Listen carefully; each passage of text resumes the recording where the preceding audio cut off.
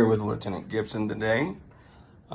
Lieutenant, where were you when you found out about the attacks? So it was my freshman year of high school. I was in my civics class with Mr. Hollingsworth when one of our math teachers opened the door in the back and yelled, "We've just been attacked. They're bombing the World Trade Centers." At the very moment, we all laughed. We didn't think we thought she was joking. We didn't think it was real. Okay, so that's how you found out about the attacks? Yes. Okay. What was your initial reaction?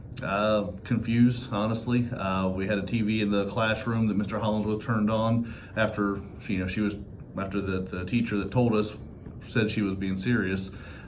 Just as we turned the TV on, we watched the plane hit the second tower. I think we were all very confused, not really sure what to think. Again, being 13 years old at the time, it was kind of a world changer.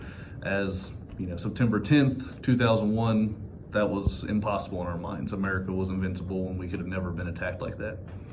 And how have the events affected your life? A lot. I mean, everything from what I'm doing now. I became a police officer. I watched police officers running into the tower on that day, to friends that I've known that have joined the Army, Marines, Air Force, some of which never came back from Afghanistan. Okay, and what are we doing today?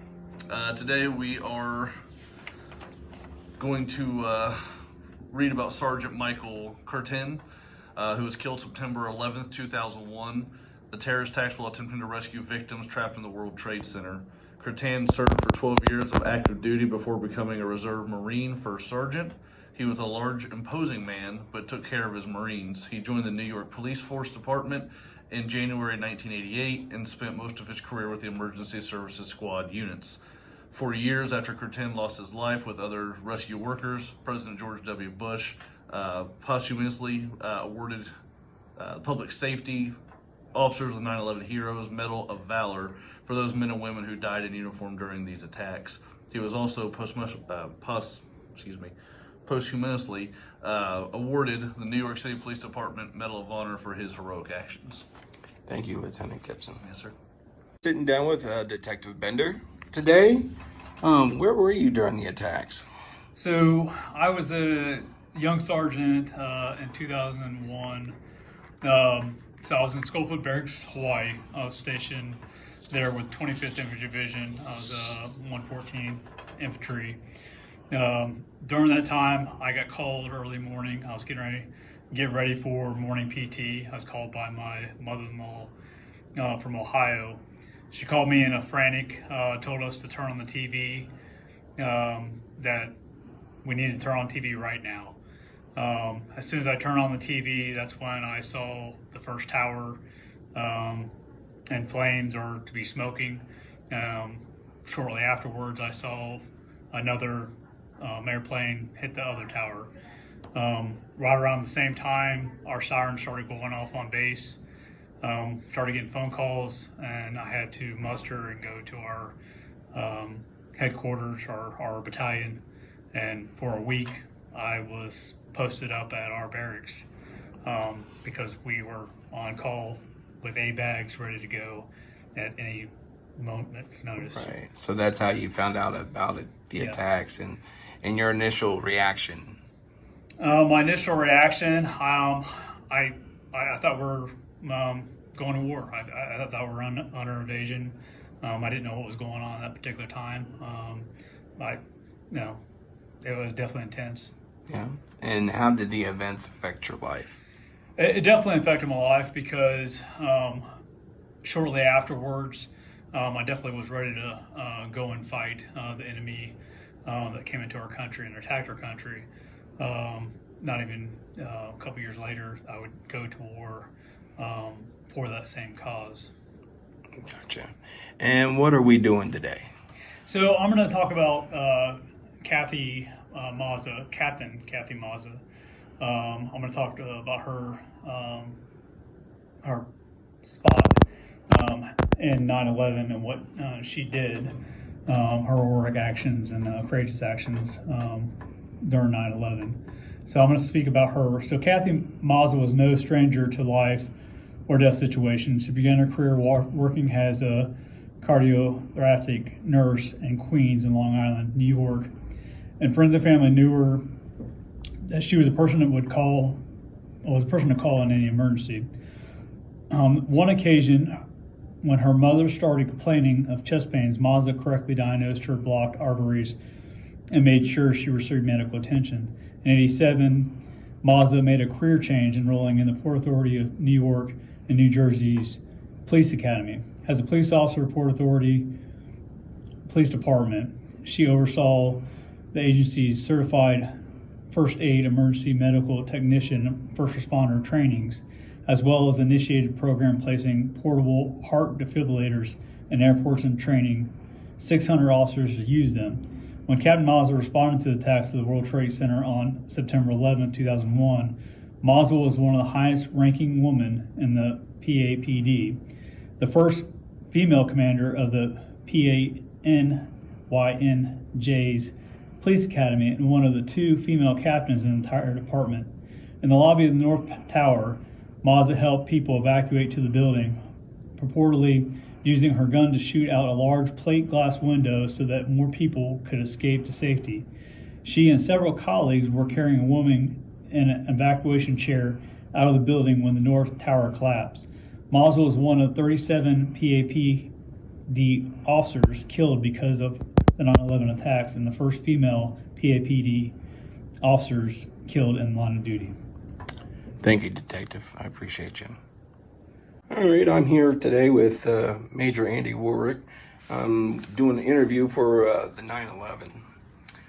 Where were you during the attacks?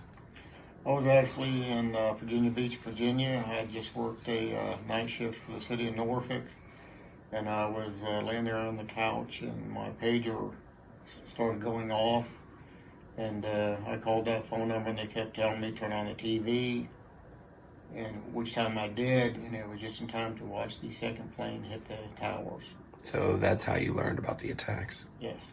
Okay. What was your initial reaction? Shock, anger.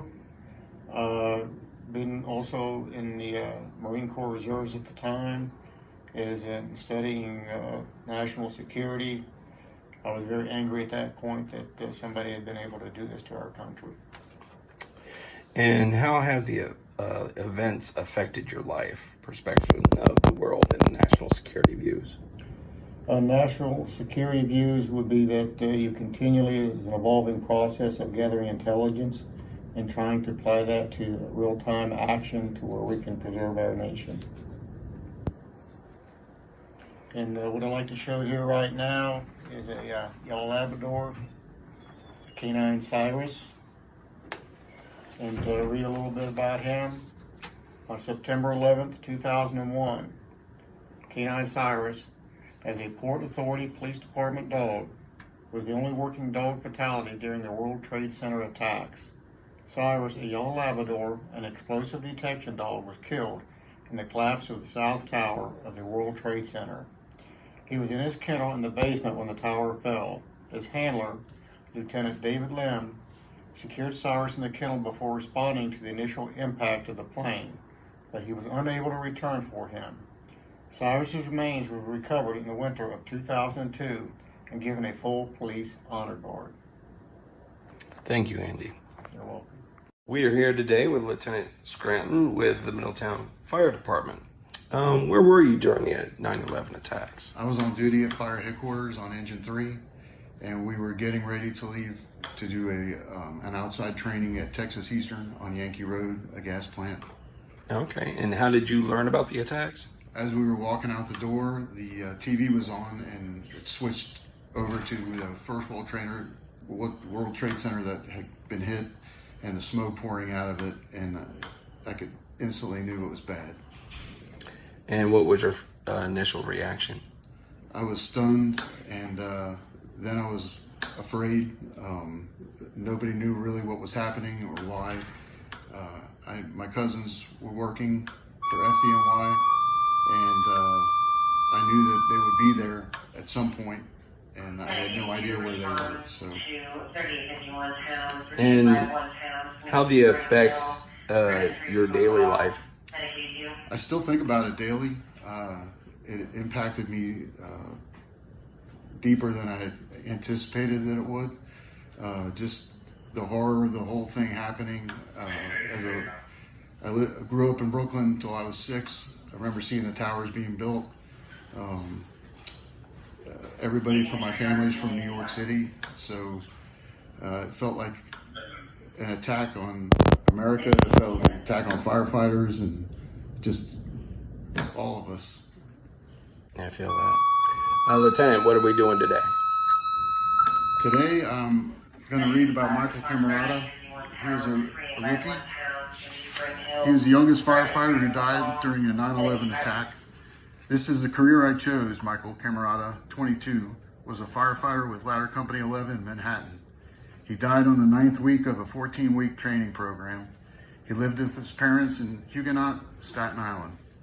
In 1999, Michael left college to work in the building industry with his father. During this time, he was anxiously awaiting a call to be accepted for a job as a fireman.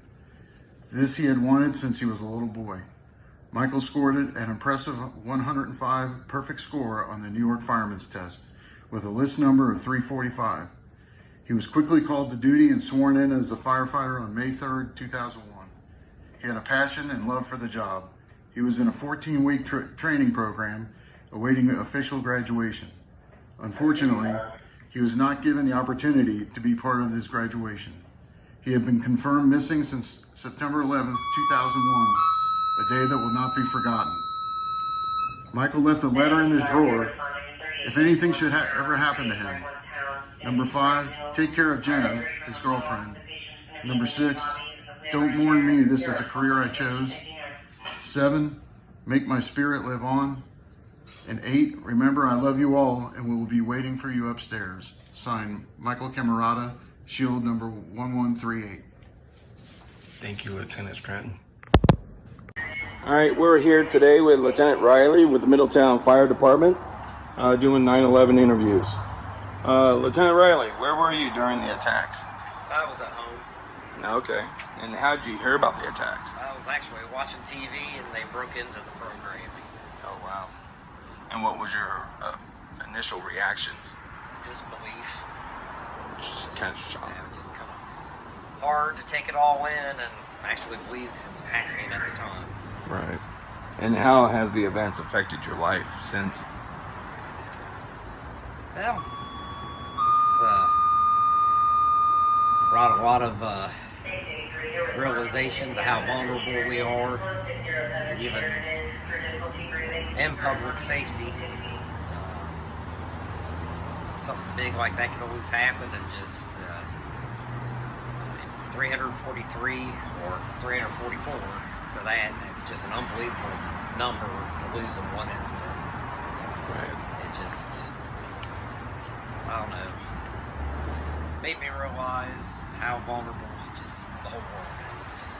And Lieutenant Riley, what are we doing today? Reading a bio. Okay. New York City firefighter was killed at the World Trade Center on September 11, 2001. His name was Keith Roma. He was a 27-year-old Staten Island firefighter who worked on the New York City Fire Patrol No. 2 at 84 West 3rd Street in Greenwich Village. Keith Roma personally saved the lives of over 200 people, making no less than 4 trips up Tower 1 in the process. The term 344 firefighters on 9/11 refers to the inclusion of Fire Patrolman Keith Roma in the total number of first responders who perished in the World Trade Center attacks.